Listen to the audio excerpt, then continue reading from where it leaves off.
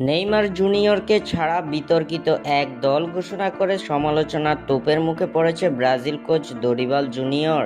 এবার নেইমারকে দলে না রাখার ব্যাখ্যা দিতে গিয়ে বিস্ফোরক এক মন্তব্য করলেন দরিবাল। বিস্তারিত জানতে পুরো ভিডিওটি দেখুন এবং খেলার সব আপডেট পেতে সাবস্ক্রাইব করুন আমাদের ইউটিউব চ্যানেলটি ও ফলো করুন আমাদের ফেসবুক, ইনস্টাগ্রাম ও টিকটকে। দর্শক, নেইমারকে না নিয়ে দরিবাল কি সঠিক সিদ্ধান্ত নিয়েছেন তা আমাদের কমেন্ট করে অবশ্যই জানাবেন।